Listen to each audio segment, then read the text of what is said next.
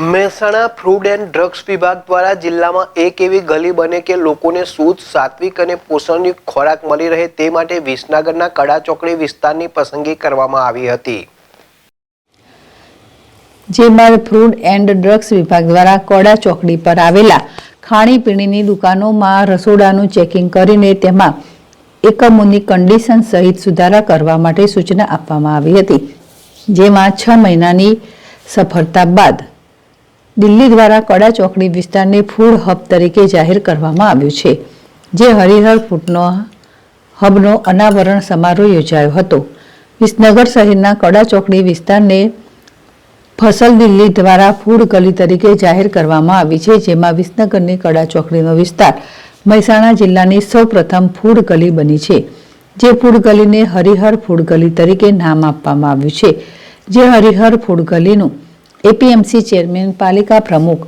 જિલ્લા ફૂડ અધિકારી, chief officer તેમજ કડા ચોકડી વિસ્તારના ખાણીપીણીની દુકાનોના વેપારીઓ સહિત ઉપસ્થિતિમાં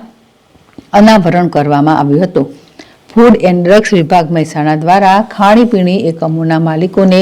ફૂડ કીટનું પણ વિતરણ કરવામાં આવ્યું હતું। લોકોને હેલ્થી, તાજું અને સાત્વિક ભોજન મળી રહે તે હેતુસર ફૂડ ગલી શરૂ કરવામાં આવી છે।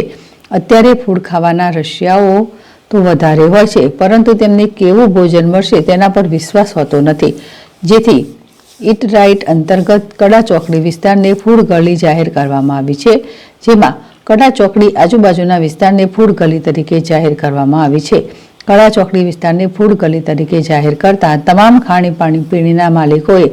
જિલ્લા ફૂડ વિભાગનો આભાર વ્યક્ત કર્યો હતો। આ પ્રસંગે એપીએમસીના ચેરમેન પ્રિતેશ પટેલ, નગરપાલિકા પ્રમુખ ઉત્તમ પટેલ, જિલ્લા ફૂડ અધિકારી વિજય ચૌધરી, ચીફ ઓફિસર પાર્થ ત્રિવેદી, હરીશભાઈ ચૌધરી સહિત ફૂડ વિભાગના અધિકારીઓ તેમજ ખાણીપીણી એકમોના વેપારીઓ હાજર રહ્યા હતા। ભાવિન ભાવસાર, ZSTV મહેસાણા।